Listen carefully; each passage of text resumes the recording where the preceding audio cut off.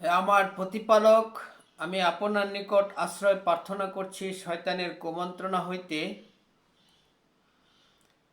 হে আমার প্রতিপালক, আমি আপনার নিকট আশ্রয় প্রার্থনা করছি তাদের উপস্থিতি হইতে। সালামুন আলাইকুম। কোরআন থেকে জানতে চাই, আমি মহিউদ্দিন। সূরা মুজাম্মিলের 1 নম্বর আয়াত আর সূরা মুদাসসিরের 1 নম্বর আয়াত, এই আয়াত দুটিতে আল্লাহ রাব্বুল আলামিন বলেছেন, হে রসুল,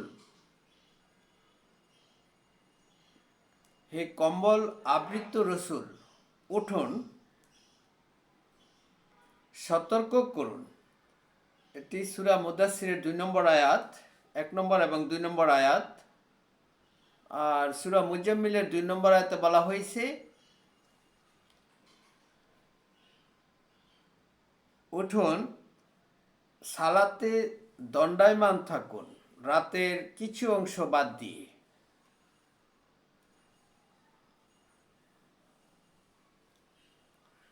সালাত কিভাবে পড়তে হয় সে কথাটা কোরআনে আল্লাহ রাব্বুল আলামিন বলেছেন তার রসুলকে সালাত পড়তে বলেছেন।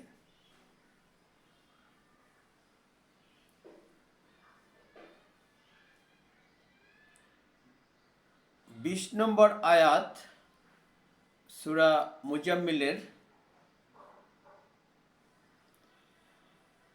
আমি আপনাকে দেখি যখন আপনি এবং আপনার সাথে যারা আছে তারা সালাতে দাঁড়ায়, রাতের 2/3, রাতের অর্ধেকাংশ, রাতের 1/3। আমি তাদের প্রতি সন্তুষ্ট হয়েছি, অতএব তারা যেন তাদের কাছে যতটুকু সহজ মনে হয় কোরআন তেলাওয়াত করে।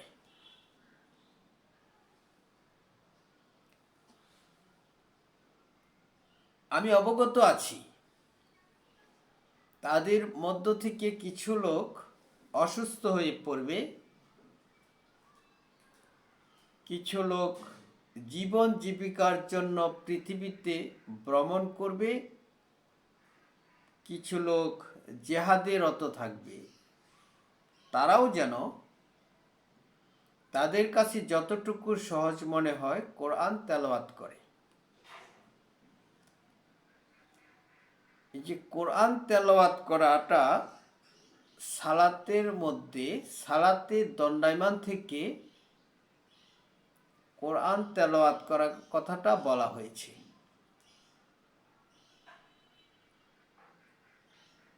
কিভাবে সালাতে দণ্ডায়মান হয়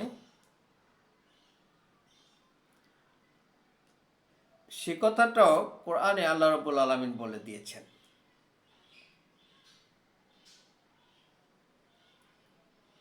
তোমরা সালাতের কাছেও যেও না,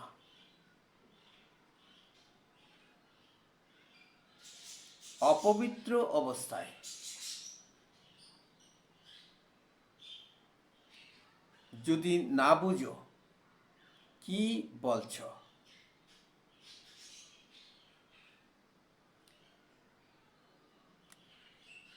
অতএব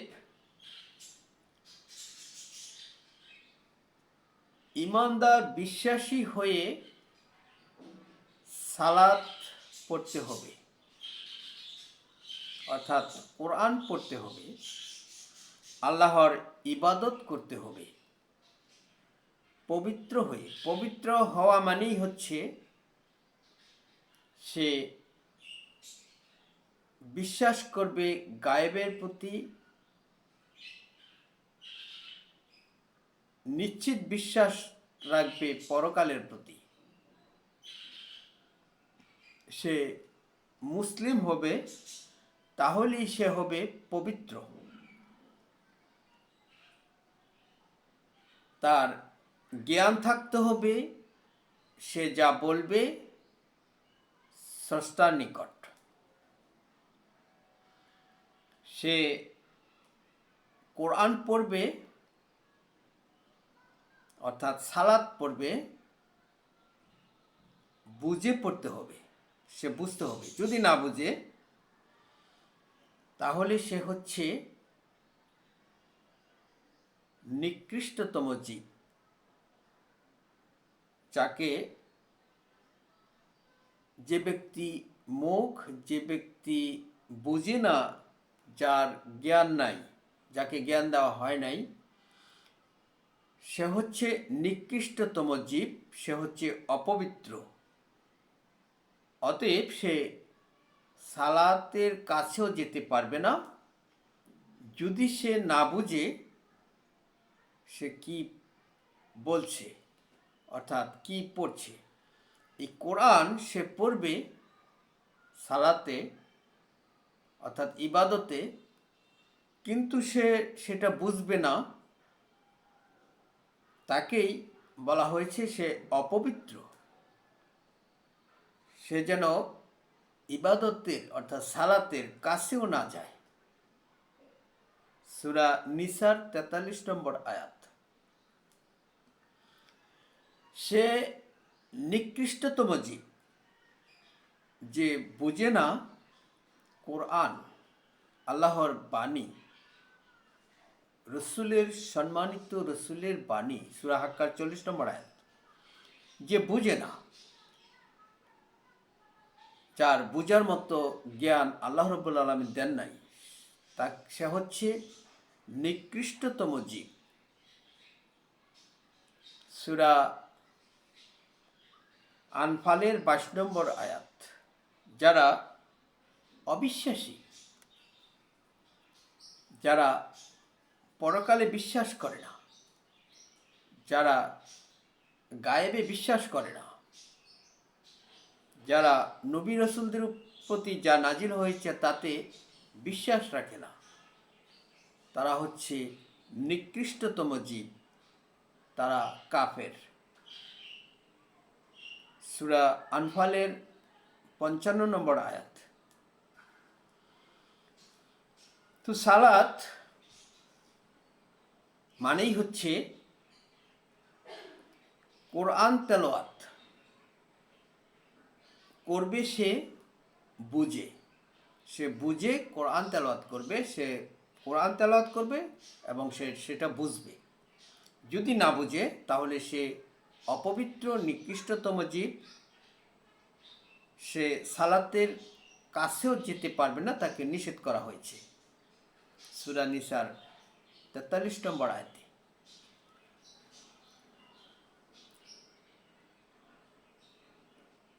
এই পবিত্রতা অবলম্বন করতে হবে তাকে ইমানদার হয়ে। এই পবিত্রতা অর্জন মানেই হচ্ছে সে নিজেকে প্রস্তুত করে নিল সালাতের জন্য, ইবাদতের জন্য। এটাই হচ্ছে সালাতে দণ্ডায়মান হওয়া, দাঁড়িয়ে যাওয়া। রাতের 2/3, রাতের অর্ধেকাংশ, রাতের 1/3।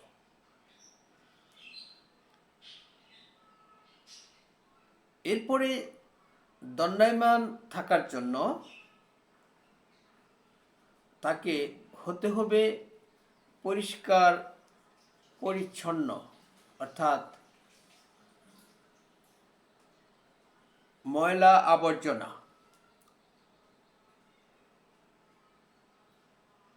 যেটাকে আমরা বলি নোংরা, মলিনতা, এগুলি পরিহার করতে হবে। সেগুলি অর্থাৎ পরিষ্কার পরিচ্ছন্ন হওয়ার জন্য তিনি বলে দিয়েছেন পানি ব্যবহার করতে, হাত, মুখ, পা এবং মাথা মাসে করা। পানির সাহায্যে, পানি পাওয়া না গেলে পবিত্র মাটি দিয়ে। সূরা মায়েদার 6 নম্বর আয়াত। আল্লাহ রাব্বুল আলামিন বলেছেন তাকে পরিষ্কার পরিচ্ছন্ন হয়ে পবিত্র ইমানদার এনে পবিত্র হয়ে তাকে সালাতের জন্য সে নিজেকে প্রস্তুত করবে, প্রস্তুত করেই সে রাতের 2/3, রাতের অর্ধেকাংশ, রাতের 1/3 সে আল্লাহর কাছে সাহায্য প্রার্থনা করবে, সে কোরআন তেলাওয়াত করবে।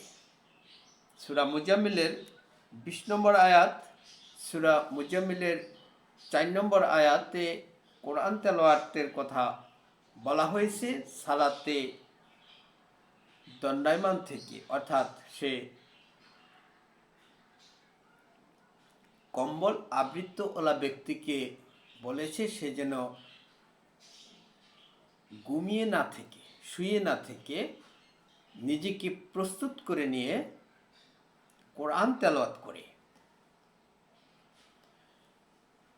সে যেন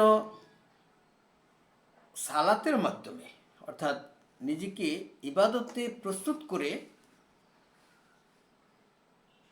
সাহায্য প্রার্থনা করে সালাতের মাধ্যমে। অবশ্যই সালাতের মাধ্যমে সাহায্য প্রার্থনা করা অত্যন্ত কঠিন কাজ, তবে তাদের জন্য নয় যারা পরকালে নিশ্চিত বিশ্বাসী। সূরা বাকারার 45 এবং 46 নম্বর আয়াতে আল্লাহ রাব্বুল আলামিন এই কথাটা বলেছেন যে তারা সালাতের মাধ্যমে সাহায্য প্রার্থনা করবে। তোমরা সাহায্য প্রার্থনা করো সালাতের মাধ্যমে। এই সালাতের মাধ্যমে কোরআন তেলাওয়াতের কথা বলা হয়েছে সূরা মুজাম্মিলের 20 নম্বর আয়াত, সূরা মুজাম্মিলের 2 নম্বর আয়াত, সূরা মুজাম্মিলের 4 নম্বর আয়াত। আর সাহায্য প্রার্থনার কথা বলা হয়েছে সূরা বাকারার 45 এবং 45 এবং 46 নম্বর আয়াতে। এরপরে দেখুন, আপনি যদি সালাত পড়াতে চান তাদেরকে, তাহলে তাদের একটি দল যেন এসে আপনার সাথে এসে দাঁড়ায়,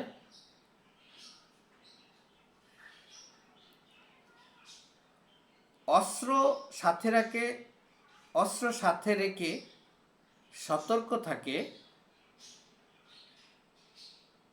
সিজদা করে পিছনে চলে যায়। অপর দল এসে যেন আপনার সাথে এসে দাঁড়ায়, তারাও যেন অস্ত্র সাথে রাখে, সশস্ত্র থাকে, সতর্ক থেকে সিজদা করে সালাত শেষ করে। সূরা নিসার 102 নম্বর আয়াত। যদি আপনি তাদেরকে সালাত পড়াতে চান, তাহলে তারা যেন এসে আপনার সাথে এসে দাঁড়ায়, তাদের একটি দল অস্ত্র সাথে রেখে। এটি হচ্ছে সালাত পড়াতে চান, সালাত পড়ানোর বিষয়টা।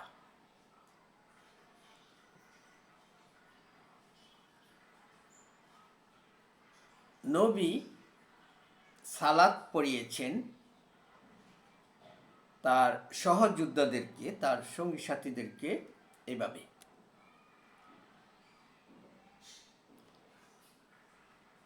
নবী সালাত পড়িয়েছেন, এখানে নামদারি বলা হয়েছে। সূরা হুদের 84 থেকে 87 নম্বর আয়াত পর্যন্ত পড়ে দেখবেন। সোহেব নবীর নামদারি বলা হয়েছে। তিনি তার জাতিকে সালাত পড়িয়েছেন। তার জাতিরা যদিও সিজদাকারী নয়, অর্থাৎ সালাত মান্যকারী নয়, তারা সিজদাকারী নয়, তাদেরকে সালাত পড়িয়েছেন। হে আমার সম্প্রদায়, তোমরা এক আল্লাহর ইবাদত করো, তিনি ছাড়া আর কোনো মাবুদ নাই। তোমরা মাপে ওজনে কম দিও না, আমি তোমাদেরকে সচ্ছল অবস্থায় দেখতে পাচ্ছি।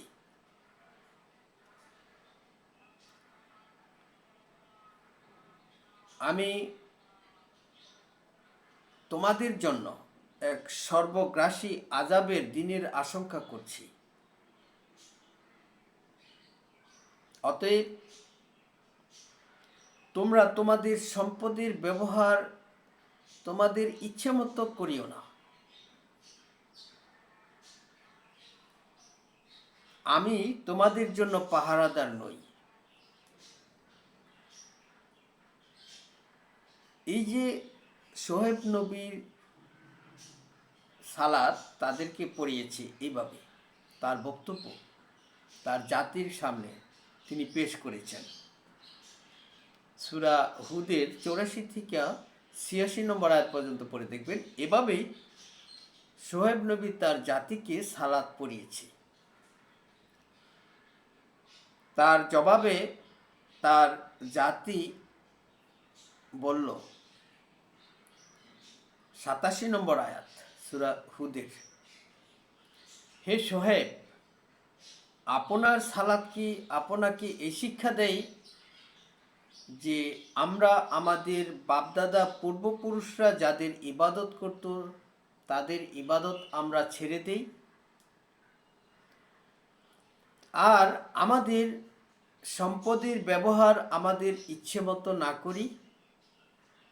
আমরা তো আপনাকে একজন ভালো মানুষ এবং বুদ্ধিমান হিসেবে দেখতে পাচ্ছি।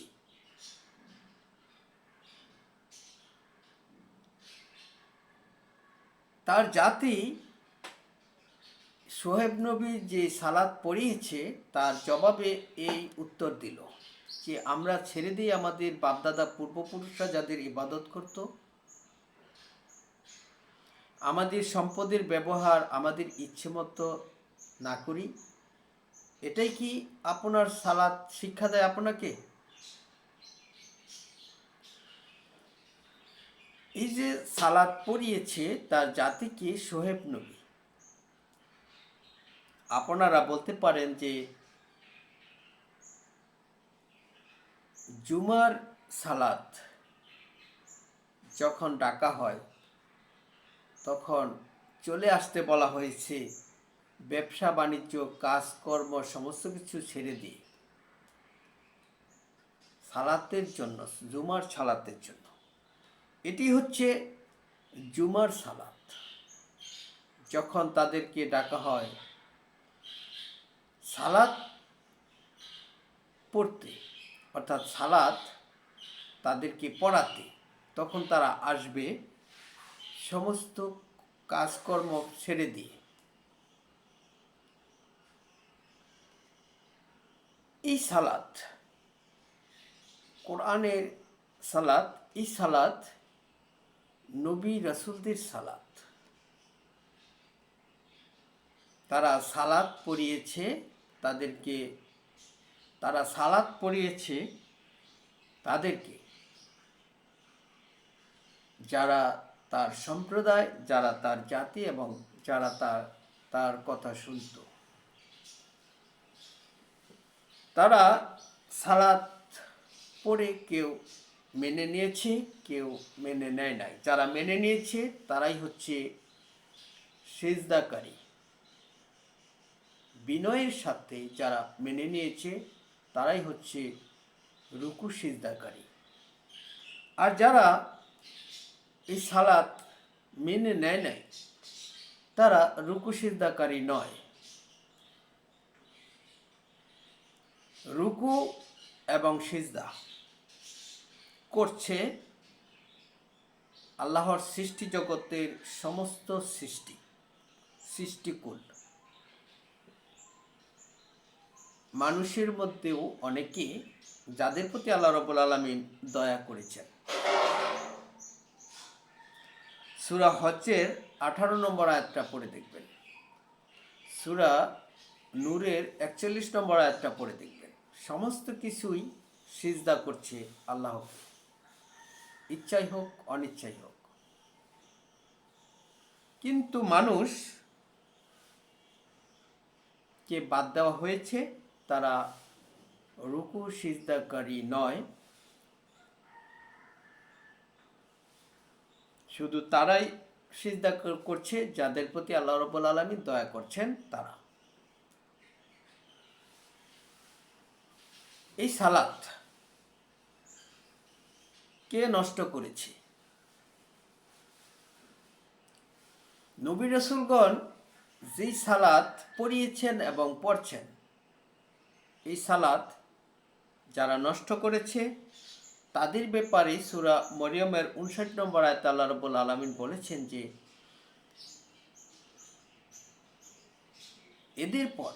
তাদের পর এমন এক জাতি এলো যারা তাদের সালাত নষ্ট করে দিল, অর্থাৎ ইবাদত নষ্ট করল।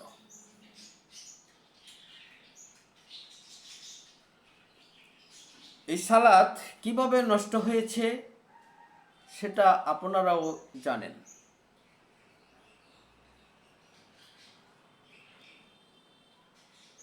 সালাত পড়া হয় এবং পড়ানো হয় আবু বকরের নিয়মে। রসুলকে মানা হয়, জানা হয় আবু বকরের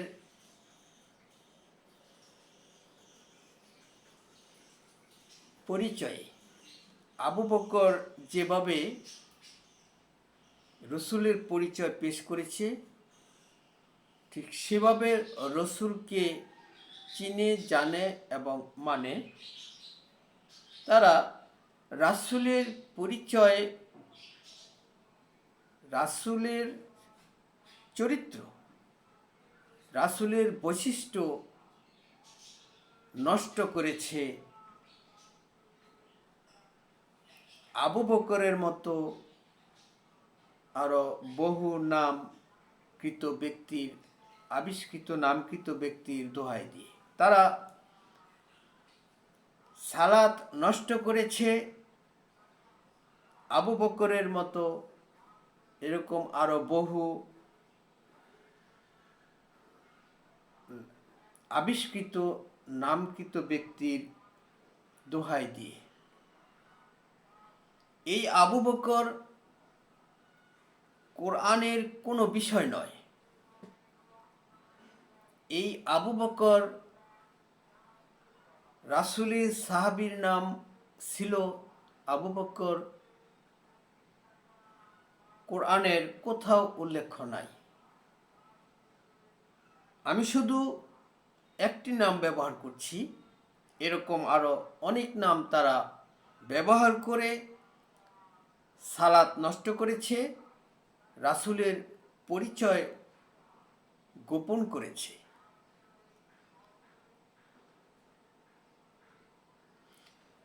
সূরা নিসার 64 নম্বর আয়াতে আল্লাহ রাব্বুল আলামিন বলেছেন, আমি তো রসূল এই জন্যই প্রেরণ করেছি যাতে করে আমার বিধান দিয়ে তাকে মেনে চলা হয়, তাকে মান্য করা হয়, তাকে অনুসরণ করা হয় আল্লাহর প্রদত্ত বিধান দিয়ে। কিন্তু তারা সেই রাসূলের অনুসরণ, রাসূলের পরিচয় তারা নষ্ট করেছে, তারা গোপন করেছে আবু বকরের মতো কোনো ব্যক্তির দোহাই দিয়ে। আল্লাহ রাব্বুল আলামিন পরিষ্কার করে বলে দিয়েছেন, এই কোরআন যেভাবে রাসূলকে অনুসরণ করতে বলেছে, রাসূলকে মানতে বলা হয়েছে, ঠিক সেভাবে মানতে। কিন্তু তারা এই আয়াতগুলি গোপন করেছে।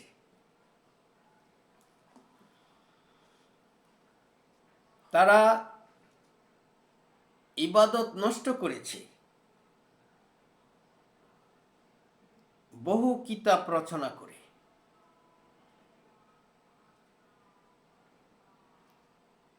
তাদের জন্য ধ্বংস, যারা নিজ হাত দিয়ে কিতাব রচনা করেছে। সূরা বাকারার ৭৯ নম্বর আয়াত। তারা কোরআন বুঝার নামে রচনা করেছে ব্যাখ্যা, বিশ্লেষণ, তাদের রচিত বাণী, রচিত কথা আল্লাহ রাব্বুল আলামিন নিষেধ করেছেন। সূরা হাক্কার ৪৪-৪৫ নম্বর আয়াতে, সে যদি নিজের থেকে কোনো কথা রচনা করে আমার নামে চালিয়ে দিত, আমি তার ডান হাত চেপে ধরে কণ্ঠনালীটা কেটে ফেলতাম। যদি কোনো কথা রচনা করত নিজে থেকে,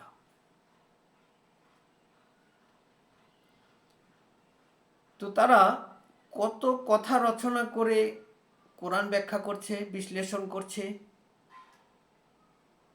কত কথা রচনা করে। রসুল তো নিজে থেকে কোনো কথা বলেন নাই, যা বলেছেন সেটা ওহী। সূরা নাজমের ৩-৪ নম্বর আয়াত। রাসূলের অনুসরণ মানে আল্লাহর অনুসরণ। সূরা নিসার ৮০ নম্বর আয়াত। তারা মূলত আল্লাহর প্রদত্ত নাজিলকৃত বিধানকে হেয় প্রতিপন্ন এবং ঠাট্টা বিদ্রুপের বিষয় বানিয়ে দেওয়ার জন্য এই ধরনের ব্যাখ্যা, বিশ্লেষণ, কাহিনী, ইতিহাস, গল্প রচনা করে। সূরা লুকমানের ৬ নম্বর আয়াত। এমনিভাবে কোরআন সমস্ত কিছুই পরিষ্কার করে বলে দিয়েছে, যা যা করবে এবং যা থেকে তারা বিরত থাকবে, সমস্ত কিছু। কিন্তু সেই আয়াতগুলি তারা গোপন করছে, গোপন করে তারা কিচ্ছা কাহিনী বানিয়ে দুনিয়ার নগণ্য বিনিময় গ্রহণ করছে। সূরা আল ইমরানের ১৮৭ নম্বর আয়াতে আল্লাহ রাব্বুল আলামিন বলছেন, স্মরণ করো যখন আমি তাদের কাছ থেকে ওয়াদা নিয়েছিলাম যে তোমরা এই কোরআনের কথা, এই কিতাবের কথা মানুষের কাছে সুস্পষ্টভাবে প্রকাশ করবে, তা গোপন করবে না। কিন্তু তারা সেই কথাকে পিছনে ফেলে তারা দুনিয়ার নগণ্য বিনিময় গ্রহণ করতে লাগল।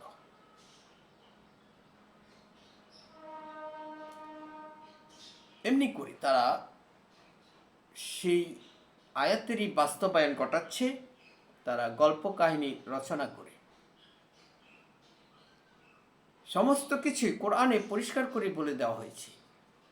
ইবাদত কিভাবে করবে, সালাতে কিভাবে দণ্ডায়মান থাকবে, কিভাবে সিজদা করবে, কিভাবে সালাতের মাধ্যমে সে কিভাবে সাহায্য প্রার্থনা করবে, সালাতের মধ্যে সে কি পড়বে।